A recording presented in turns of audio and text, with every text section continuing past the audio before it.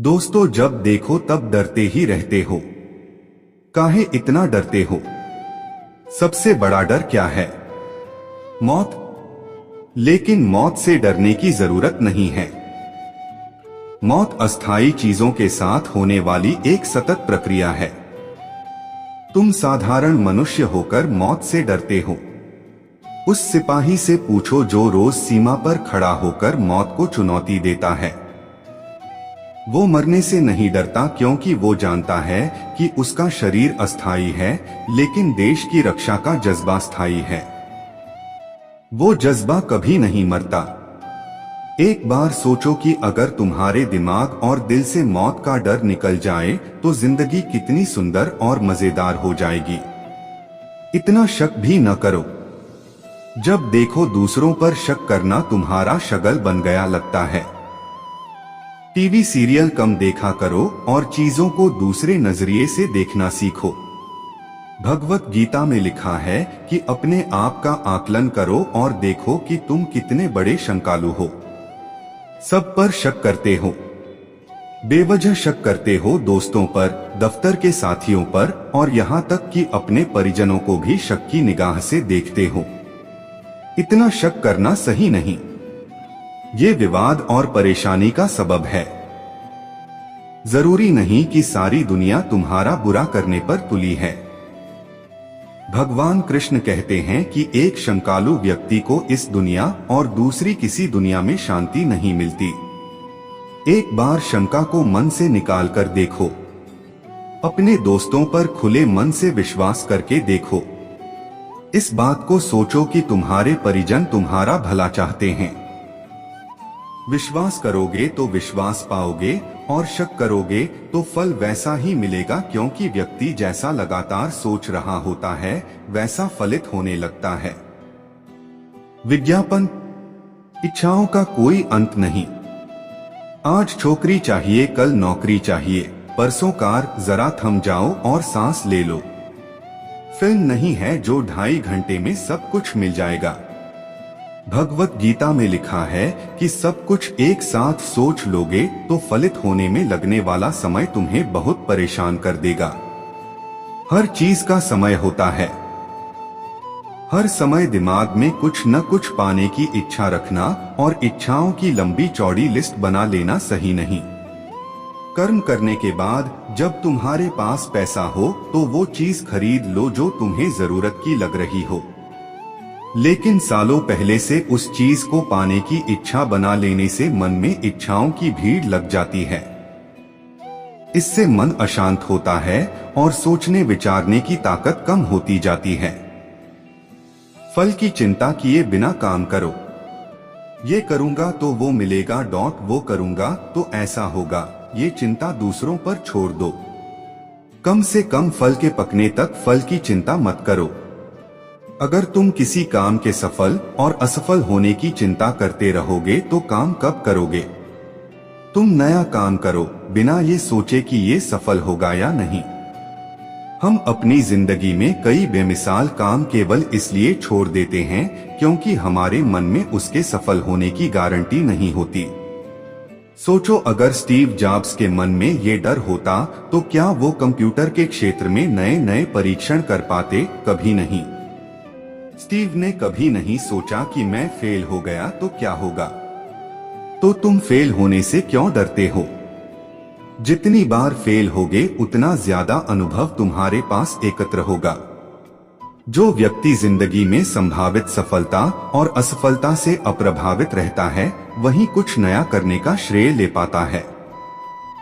जिम्मेदारी से दूर मत भागो। ओह, इतना काम मैं नहीं कर पाऊंगा, इतनी जिम्मेदारी मैं कैसे उठा पाऊंगा। ये सोचना ही काम से दूर भागने की तरह है। काम से दूर मत भागो, जितना हो सके उतना तो करो ही। इस भौतिक संसार में हर व्यक्ति को अपनी जिम्मेदारी उठानी है। आज कोई तुम्हारा काम कर देगा, कल भी कर देगा, लेकिन तीसरे दिन तो तुम्हें खुद ही करना होगा।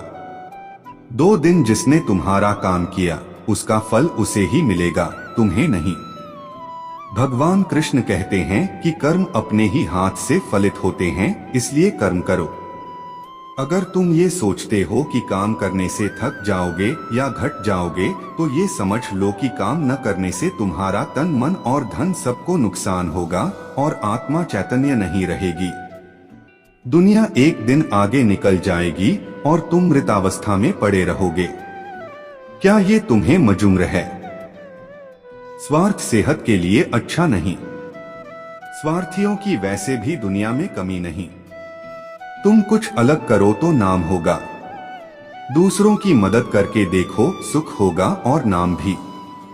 भगवत गीता कहती है कि मेरा फायदा, मेरा पैसा, मेरे अपने, यही सोचकर सब परेशान हुए जा रहे हैं। क्या तुम सांस भी सोचकर लेते हो? अगर आत्मा स्वार्थी हो जाए तो वो तुम्हारा शरीर छोड़कर किसी दूसरे और अच्छे शरीर में समा जाएगी। इसलिए स्वार्थ छोड़ो और मन को बड़ा करके देखो। दूसरों की मदद करके देखो, तुम्हारी आत्मा सुखी होगी और सुखी आत्मा से बढ़कर संसार में कुछ नहीं। तुम आज किसी की मदद करके भूल सकते हो, लेकिन तुम्हारी मदद पाने वाला तुम्हें कभी नहीं भूलेगा। वो हमेशा तुम्हारे लिए ऋणी रहेगा। यही तो संसार का नियम है। दोस्ती के नाम पर अच्छे काम करो। जरूरतमंदों की मदद करने के बाद एक अजीब सा सुख महसूस तो किया होगा तुमने। बात बात पर रोना छोड़ो। जरा जरा सी बात पर होपलेस होना सही नहीं। रोतरू लोगों की संसार में कोई पूछ नहीं। दुख आया तो बेदम हो गए और खुशी आई तो संभाली नहीं गई।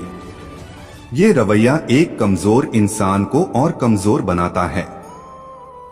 दुख और सुख में बैलेंस बनाना सीखो। दुख आए तो निपटने के उपाय करो और खुशी आए तो बनाए रखने के सिद्धांत सीखो। जो व्यक्ति सुख और दुख को समान रूप से लेता है, वो इन दोनों के साथ न्याय करता है। तुमने देखा होगा, सामने से आती गाड़ी देखकर कुछ लोग हाथ पैर छोड़ देते हैं। वो बचने के उपाय खोजने की बजाय गाड़ी के सामने खड़े रहते हैं। उन्हें बचाने के लिए भगवान नहीं आएगा। भगवान ने दिमाग दिया है जिसे इस्तेमाल करके खुद बचना होगा। इसलिए हर परिस्थिति में धैर्य रखो। इतना गुस्सा न करो, जस्ट चिल। आप हर बात पर गुस्सा करते हो। आपका तर्क है कि दूसरों की गलती पर गुस्सा करते हो, लेकिन गुस्सा अपने आप में एक गलती है। आप रोज रोज वही गलती दोहरा रहे हो। भगवान कृष्ण कहते हैं कि क्रोध से व्यक्ति की तर्क करने की क्षमता खत्म हो जाती है। वो अच्छे बुरे की पहचान खो बैठता है। अगर आपके साथ भी ऐसा कुछ हो रहा है तो ये गुस्सा ही असली वजह है। अगर कहीं मनमुटाव है तो शांत मन से सोचो, हर समस्या का हल निकलेगा। किसी की गलती पर एकाएक बौरा उठने की बजाय कुछ पल शांत रहो और सोचो कि तुम उसकी जगह होते तो क्या करते। दरअसल क्रोध आपको असफलता और विनाश के मुहाने पर खड़ा कर देता है और ऐसी परिस्थितियां बनाता है कि आप खुद ही छलांग लगा लो। छोटे कदम से बड़ी सफलता नहीं मिलती। जिस तरह शॉर्टकट घातक होते हैं, उसी तरह छोटे और गलत रास्ते हमेशा असफलता की गली में मुड़ जाते हैं। दूरी लंबी सही, लेकिन रास्ता सही होना चाहिए। अगर तुम जल्दी सफलता पाना चाहते हो तो ध्यान रखो कि वो सफलता स्थायी नहीं होगी। हर शॉर्टकट टेम्परेरी होता है। इसलिए सधे हुए ढंग से काम करो। किसी भी काम से टालमटोल मत करो। अगर तुमसे ज्यादा अनुभवी कोई सलाह देता है तो उसे सूत्र वाक्य की तरह उपयोग करो। जिस तरह चोरी का माल मोरी नाली में जाता है, उसी प्रकार बेईमान से किया गया काम भी नाली में जाता है। काम को मन से करो और जितने समय में होता है उतने समय में करो, सफलता जरूर मिलेगी।